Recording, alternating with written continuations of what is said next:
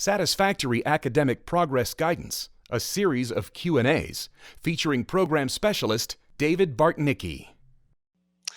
Hello and welcome to Satisfactory Academic Progress Guidance, a series of Q&As. As mentioned, my name is David Bartnicki, Program Specialist with PIO, and it is my pleasure to be with you today to speak to you on such an important topic. Now, we do have a lot to cover today, but before we begin, I do want to mention one important topic. And that is the fact that this session will not address any specific adjustments or allowances related to the current COVID-19 national emergency and a student's satisfactory academic progress, or SAP. For any information related to COVID-19 and any guidance that's been afforded to our institutions with respect to SAP, I urge you to please attend or review during this 2020 FSA training conference our general session number 5, Federal Update, COVID-19 Higher Education Policy. Now, you can see here on our agenda that we are going to cover a few different topics related to SAP. We will have a brief discussion about some of the new SAP regulations that came out September 2nd, 2020. I'll also mention a few resources and references that can help you as you navigate SAP. However, the bulk of today's session will focus on questions that have been asked by our schools over the last several years and the answers that the department has provided to our schools. We will then share a brief SAP checklist that will go over various highlights of important features to remember to make sure that you have included in your SAP policy. And then finally, I will have some contact information. It's not always what you know, but who you know, and where can you go for additional questions. Now let's take a moment and talk about the new SAP regulations. And I know some of you get a little nervous when we talk about new regulations, but I promise you, this time it's really a good thing. On September 2nd, 2020, the department published final regulations regarding a few SAP changes. These flexibilities are listed on this slide. If you are a school that has term-based credit hour programs, your maximum time frame now can not only be measured in credit hours, but you can also measure it in calendar time. Now, if you choose to measure it in calendar time, remember that your student's pace of progression will be determined with the number of hours that the student should have completed at the evaluation point in order to complete the student's maximum time frame. Now, the biggest change I feel that came out of this regarding SAP is the fact that if you have non-term credit or clock hour programs, you are no longer required to evaluate the student's quantitative measure. Yes, you heard me correct. You are no longer required to have a pace of progression. Again, if you have a non-term credit or clock hour program. Now, these are flexibilities. So if you are completely satisfied with your current policy and you do not want to change one single thing, you don't have to. These are optional. Now, these new regulations become effective July 1st, 2021. However, all schools can implement these early as of September 2nd, 2020. For more information about these new SAP regulations, and in fact, other new regulations in general, please plan to attend or review during this FSA training conference, Session 12, Distance Education. We also have various resources and references that I want to mention as well. There are other areas that can assist you when developing your SAP policy. Please don't forget that on our IFAP website, you do have access to the FSA assessments. These assessments can assist you in developing various aspects of your Title IV programs, including SAP. In fact, we are currently updating the assessments for the 2021 award year. You can also see here a series of federal regulations dealing with and discussing SAP. 668.34 is the main SAP regulation that you would want to review that covers the majority of the requirements that you must contain within your policy. Of course, we can't forget the FSA Handbook, Volume 1, Chapter 1, has several detailed pages and discussions around satisfactory academic progress. And then finally, you also have the ability to review various questions and answers on our program integrity webpage on IFAP under Hot Topics. And yes, we're going to be discovering and going through several questions and answers, but I just touched the tip of the iceberg. On this Q&A webpage, there are over 100 questions that schools have asked over the years. So please take advantage of these various resources and references if you have additional questions. So now let's get into the meat of today's sessions, reviewing questions and answers that have been provided to our schools over the last several years in reference to their satisfactory academic progress policies. So schools often ask us, what does as strict or stricter actually mean within an institution's SAP policy?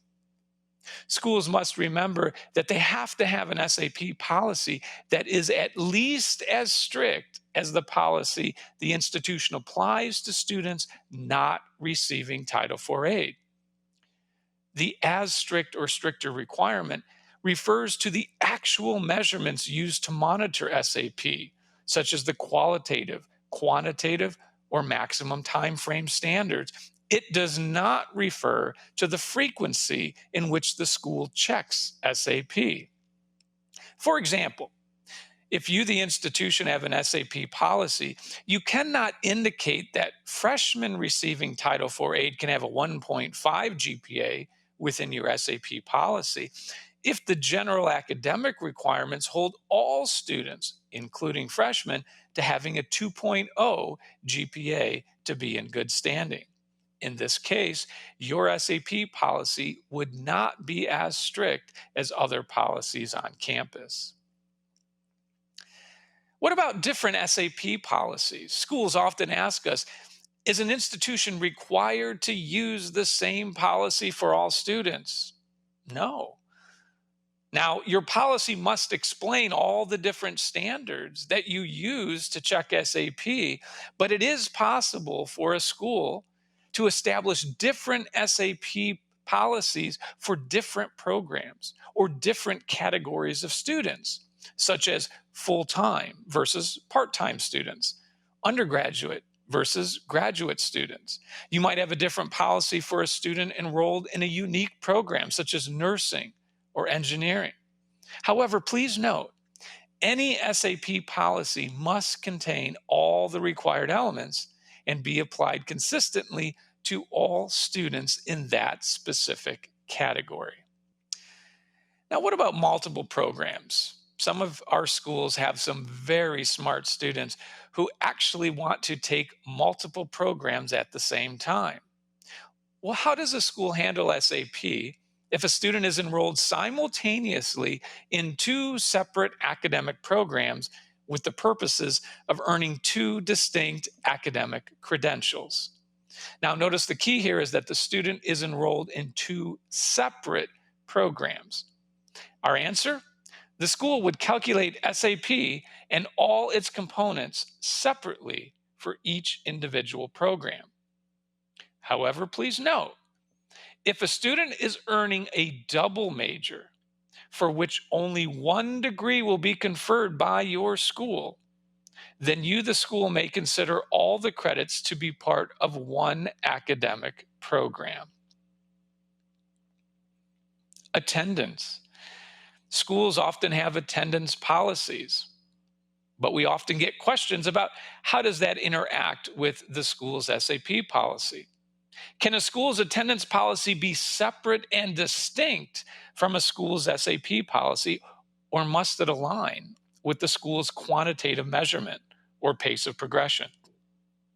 A school's attendance policy can be a separate requirement.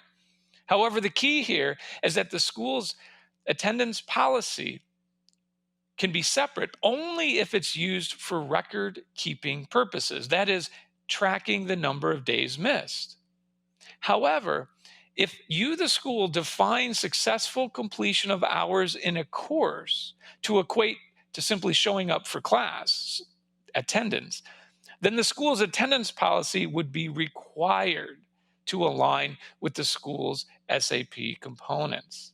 So please keep that in mind, that very key point about how that distinction is established in our answer.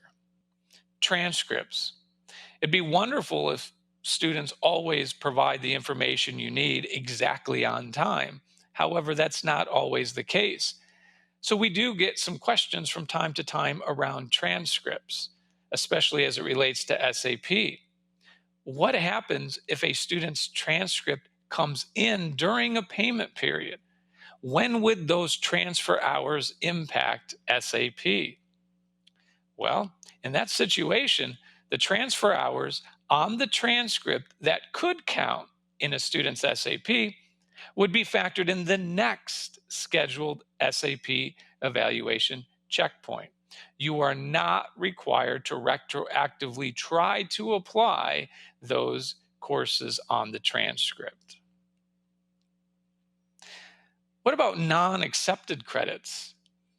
SAP regulations require credit hours accepted towards students' programs count as both attempted and completed when calculating the quantitative measure within SAP.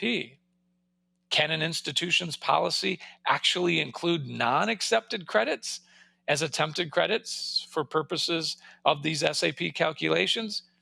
Believe it or not, the answer is yes. The treatment of these credits would be up to the institution. SAP regulations do not address non-accepted credits. So you have a lot of flexibility. In fact, you're going to find that in a lot of our discussion, you have options. You have a lot of flexibility when it comes to developing your SAP policy. You just have to make sure that you meet our minimum requirements. Now, when talking about these non-accepted credits, that can refer to transfer credit from other institutions, as well as credit between programs that a student may attempt to take or earn at your institution. Preparatory courses. Often students take preparatory courses at a variety of our institutions. Does the school have to factor in preparatory courses as part of the school's SAP policy? Remember that preparatory courses are those courses that are required to be admitted into a program of study. So these courses are not even part of a program that a student is actually enrolled in at this time. The answer? No, you, the school, do not have to evaluate preparatory coursework as part of your school's SAP policy. However, as part of your policy, you may include preparatory coursework. As I just mentioned, you have a lot of flexibility when it comes to SAP. Factoring in preparatory courses is optional, not a requirement. What about pass-fail courses? There are times where a student within an academic program may have the option to take some courses as pass-fail.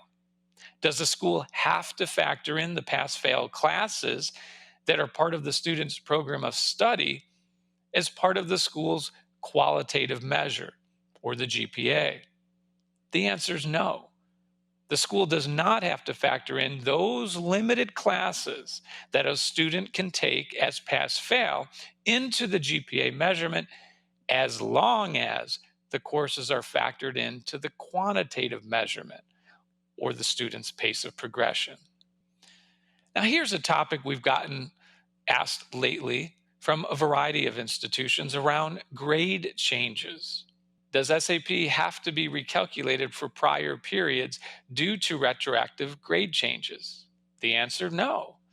Institutions are not required to recheck SAP and or recalculate as the result of grade changes that occur between formal SAP evaluations.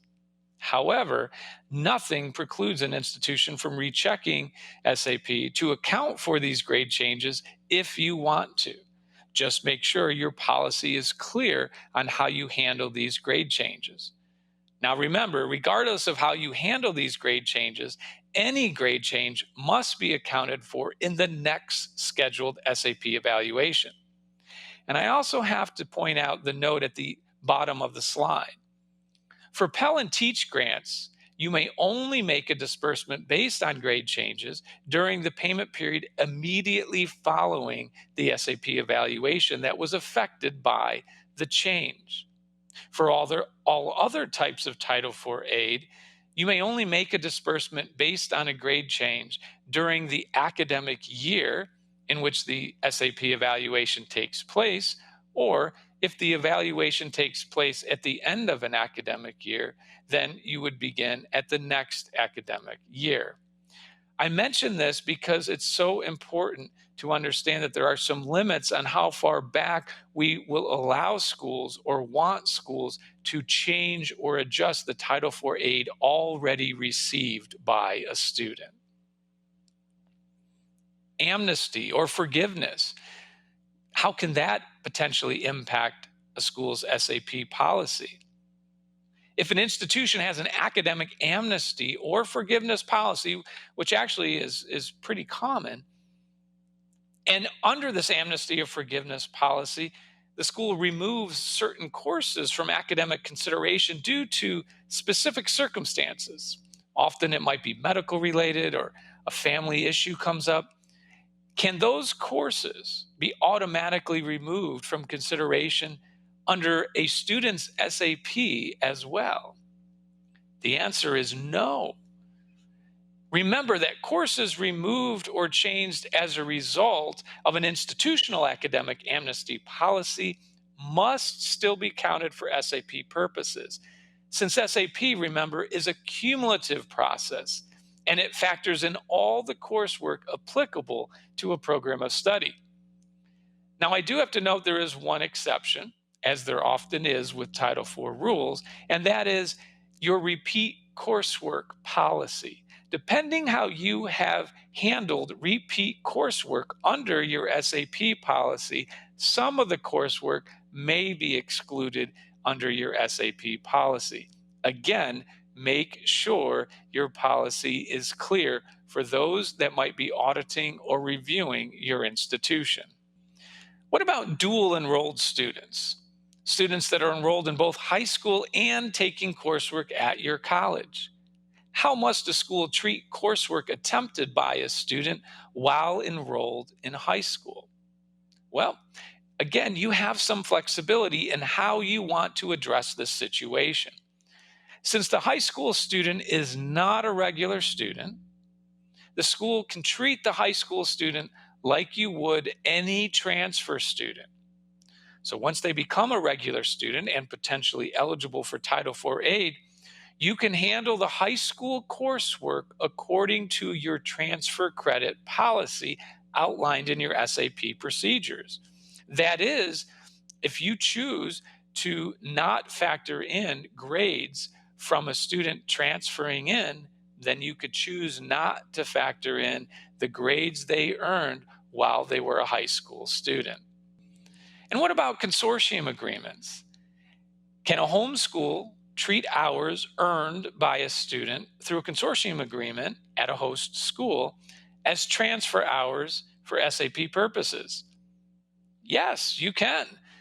The homeschool has the flexibility to treat hours earned from a host school under a consortium agreement as transfer hours. Again, I will ask you, what does your policy say for both consortium agreements and within your SAP? Therefore, the homeschool can handle consortium coursework according to its transfer credit policy as outlined in your SAP procedures. So remember, this could mean that you don't have to choose to factor in grades if that is how you handle transfer credit. And what about remedial coursework? How are remedial courses treated for SAP purposes? It's important to remember that you do have some flexibility with remedial coursework. You do not have to factor them in within your quantitative measurement. However, you must evaluate remedial coursework under your qualitative measurement, that is GPA. Now, you don't have to factor in the remedial coursework as part of your formal GPA. Schools often don't because of the type of coursework that is remedial.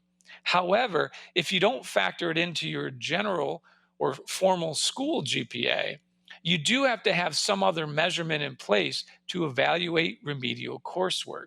That could mean a separate GPA. It could mean a certain percentage of past remedial coursework or meeting some other kind of course requirement at a qualitative level. What about rounding? If a student's pace of completion, let's say, is 66.5%, and a school requires a student to have a 67% pace of progression in order to meet its quantitative measure, can the school choose to round the pace up to 67%? Believe it or not, the answer is yes. Again, you have flexibility. You can use standard rounding rules when calculating percentages under any of our SAP measurements. That includes both quantitative and qualitative. That general rule is if you're at 5 or higher, round up. If you're below 5, round down. Now, please remember whether a school decides to round its SAP measurements or not, these rounding requirements should be spelled out in your school's SAP policy. Boy, I've heard that before. What about maximum time frame? At what point does a student fail an institution's maximum time frame allowed for under its SAP policy? Maximum time frame, which by the way must be measured at each official SAP evaluation point, is failed by a student at the formal SAP evaluation checkpoint when the student can no longer complete their academic program within the maximum time frame. Let me repeat that. They fail max time frame at the point where they no longer complete their academic program within the max time frame. Not at the point when the student actually reaches the maximum time frame. This is a common problem that schools still run up against, and I want to make sure it's clear. Therefore, remember, it is possible that a student can end up failing maximum time frame several payment periods prior to the actual maximum time frame hours or weeks. And what about student eligibility? If a student fails SAP at the end of a payment period and becomes ineligible for Title IV aid in the next payment period, can the school still provide a late disbursement of Title IV aid for coursework associated with the previous payment period? Yes, assuming, however, that the student meets all of the late disbursement rules. Remember, SAP is forward looking and impacts student eligibility in the subsequent payment period. So, as long as the student was otherwise eligible for Title IV aid and was meeting SAP during the previous payment period, the school may make a late disbursement of Title IV aid within the late disbursement guidelines. Now, students at times can regain eligibility at different points, either in an award year or a payment period. If a student's SAP appeal is not approved until the middle of a payment period, is the student eligible for any Title IV aid in the payment period? The answer is yes. Once an appeal is approved and a student is placed on probation, they are eligible for Title IV aid back to the beginning of the payment period in which the appeal was approved. Now, this is true for all Title IV aid, including direct loans. Now, a lot of times direct loans can go back to the beginning of the period of enrollment or loan period, but not when it's tied to regaining eligibility due to SAP. In this case, direct loans eligibility only goes back to the beginning of the payment period in which the student regained eligibility due to SAP. Now, remember, if an appeal is approved after a payment period has ended, then the student is not eligible for any Title IV aid in the payment period that just ended. Instead, the student becomes eligible for Title IV aid in the next payment period. Therefore, timing is crucial.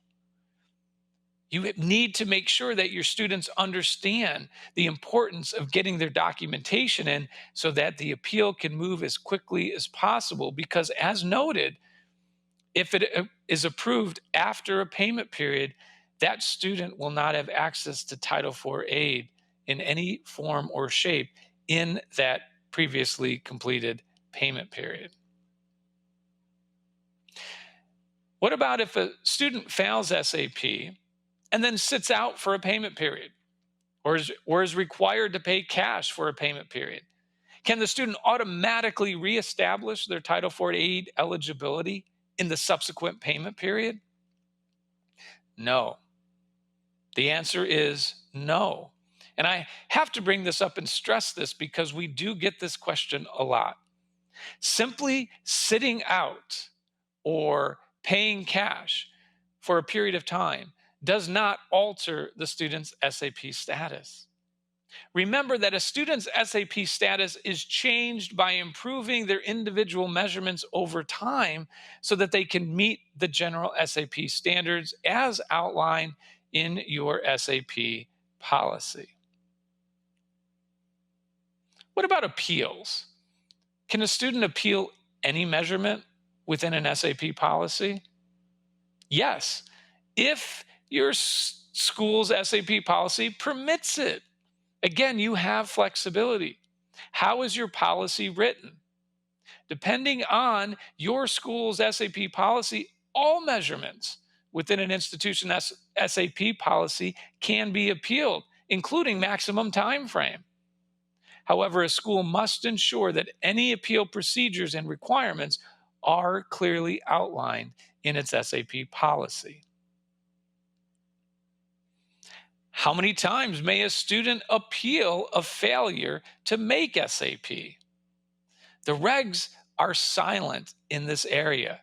The regulations do not limit the number of times a student may appeal. However, you got it, the institution may impose limits. Now, if an institution does permit appeals, remember, you don't even have to have an appeal policy.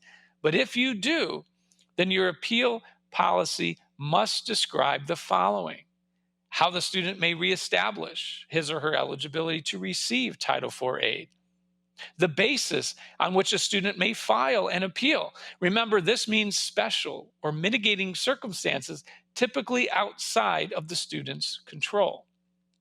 The policy must describe the information the student must submit to support the appeal.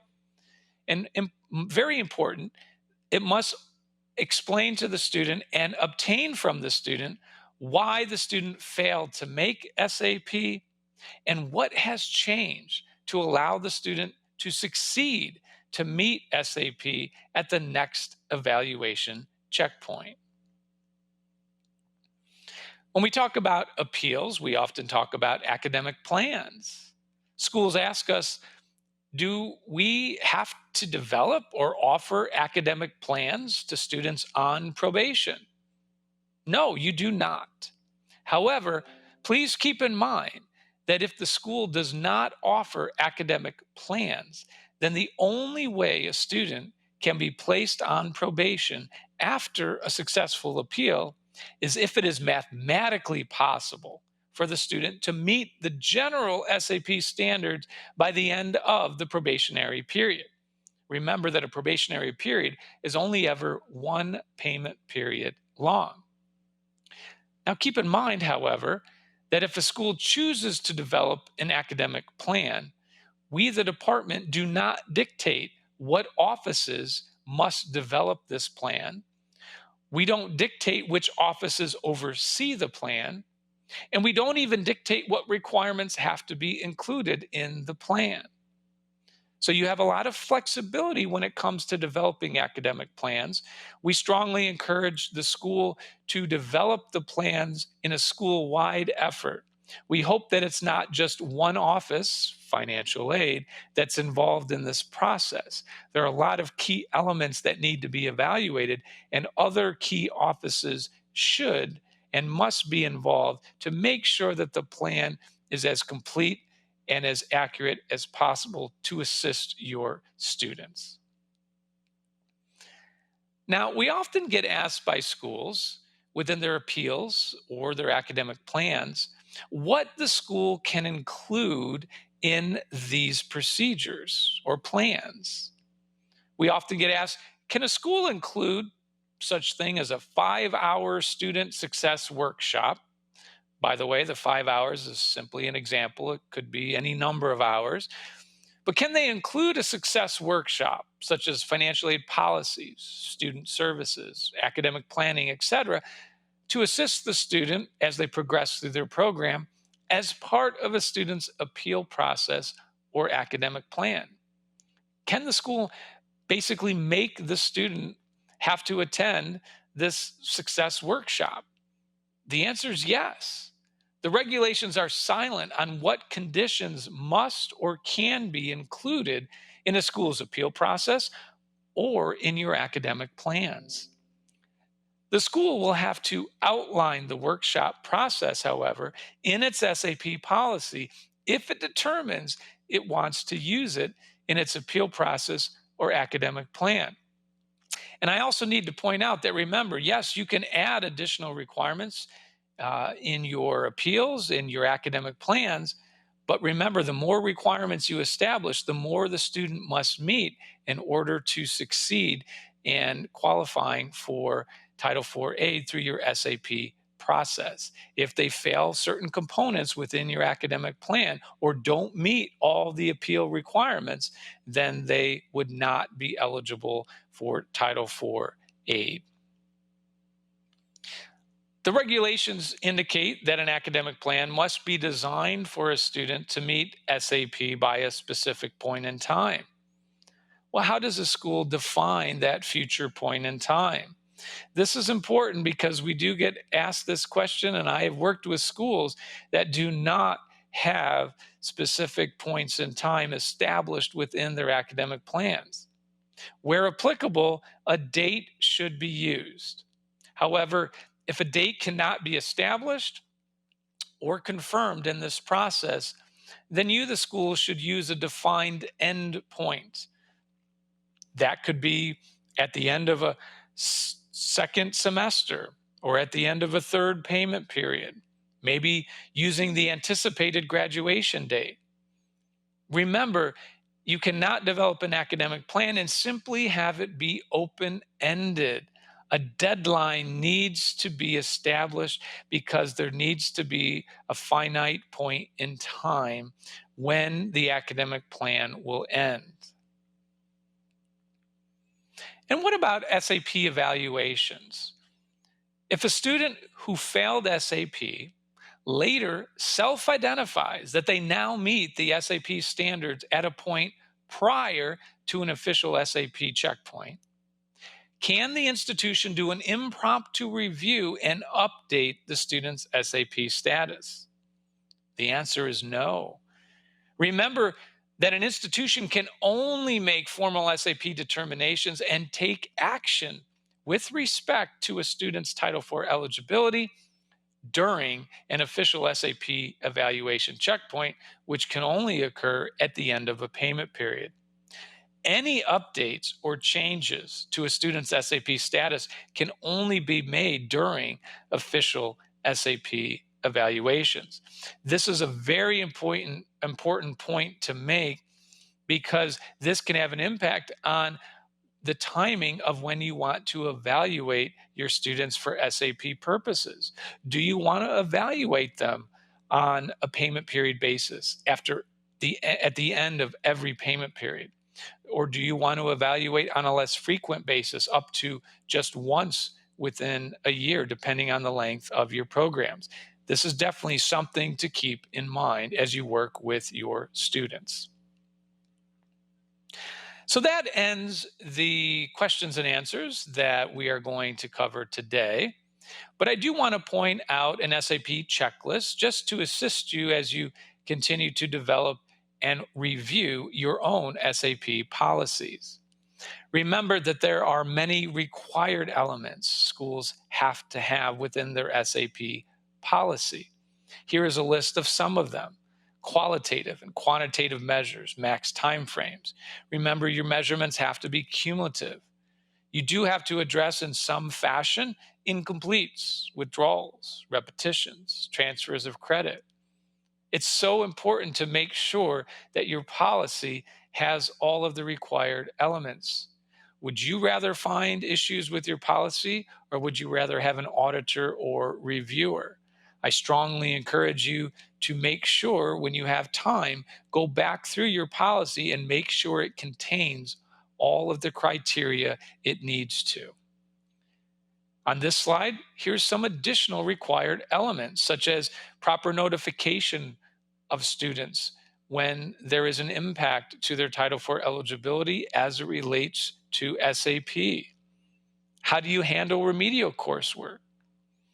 Remember that regardless of your appeal process, you always have to have a way to describe how a student and to inform a student how they can regain eligibility. Now, along with required elements, there are also optional elements.